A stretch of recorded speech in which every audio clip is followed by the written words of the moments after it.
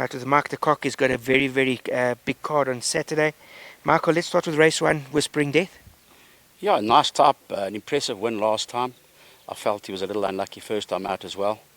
He's a beautifully actioned horse with a progressive look about him and a pedigree to go with it.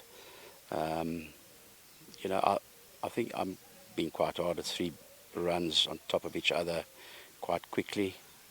But we can put him away after this. But he's a nice type horse. So too, then obviously race 3 Esteem. He won a very good race a week ago. He looks like a good horse in the making. Yeah, again, tall ask for a young horse. But the problem is we've just missed so much work over the last month to 6 weeks. We've never really been able to trial them properly. So we used Saturday as a trial. He's come out of it well. We'll know on Saturday if I've done the right or wrong thing. But we can give him a rest after this. The horse he's come out, as I said, he's come out of it well. I think he's quite a nice horse. I mean, obviously there's 5 other trainers that think they've got nice horses there as well. So, that's the beauty of these races. They sort out the wheat from the chaff. But I do like him. I think he's going to be a very progressive sort over a mile and even further. Thank you. And then race 6, you got the pair Spumante Dolce and White Pearl. Obviously, you're quite vocal about Spumante Dolce's last run. How's she come now? Yeah, we had to clear up the mucus and prep for the race. It's not been an ideal scenario going into a Group 1 for sure. So there's that big question mark or cloud that hangs over her. Ability-wise, I mean, she deserves her place. Not been an ideal prep. She seems in very good form. Gallop on the weekend was excellent, so let's just hope that the peak has come in time. White Pearl, I thought, was an excellent run last time. Stayed on when I was actually quite suspicious of the mile, and she stayed on with some very good colts. So she's not without a chance, and she's as game as they come. She's just a lovely filly to train. Yeah, as honest as. And then race 8, Silver Sanctuary. I think if she puts her best foot forward, it wouldn't surprise me if she could be in the winner's box as well. Well, yeah, that's the thing, is getting her to put her best foot forward. She's been really disappointing of late. I know she's a lot better than her form. So it's hard to gauge what she's going to do because, as I said, I think she's a filly with a tremendous amount of ability. She is a Group 1 winner. We all got to beat the young horse. The up-and-coming 3-year-old of Alec Lead is going to be very, very tough to beat.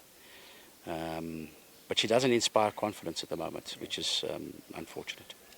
And then the big horse, race 9, Immediate Edge, 3 from 3. Going the 2-4, Michael, do you think he'll get the 2-4? He should do, Johnny, on pedigree. The mother's a sister to Socrat. It's probably quicker than he's more stamina there, but, one's hoping the class will bring him through. I mean, it's a big ask, 3-time winner from only 3 starts, 4th run in the Derby. It is a big ask. I know it's and I was in 2 minds to run him, but the problem is the horse is in really good form. How do you put a horse away that's telling you, listen, I'm pretty well, At the rate, I was watching the ratings and I was sort of in 2 minds whether to run or not because I know what happens with these ratings.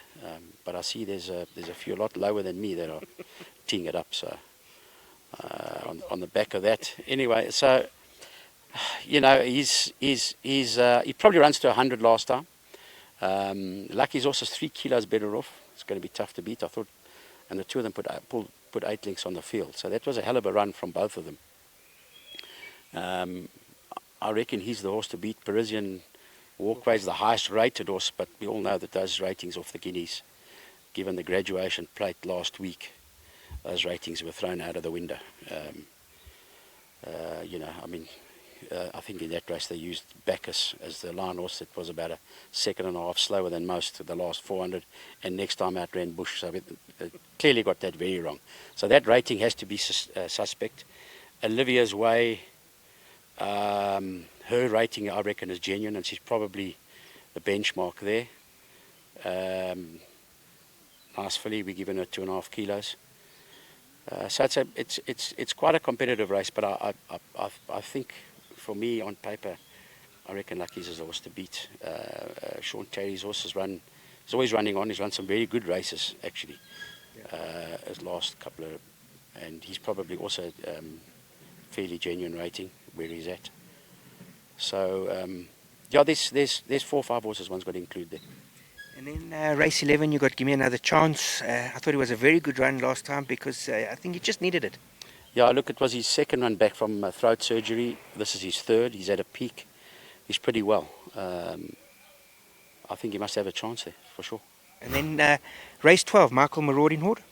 Yeah, I don't think the handicappers like this horse at all. They certainly don't like to see him run well. You've got 6 pound penalty, which is 6 lengths over the strip for a pinnacle plate, and then 3 pounds for a second when he was getting well beaten and was never going to win. So that's another 3 lengths. So in other words, they've penalised him 9 lengths in his last 2 starts. So it's going to be very tough for him, although there's turnaround weights with a lot of horses in the race. He's on the up, but I just can't get, when a horse has had penalties like that, it's just, in my opinion, it just makes it very hard for you. I just don't think they want to see this horse win. I think he's got a big chance as well. So there you heard it from Mike. I think he's got a nice card on Saturday, and let's hope all goes well for them, for the Mark de Kock and Matthew de Kock Racing Stable.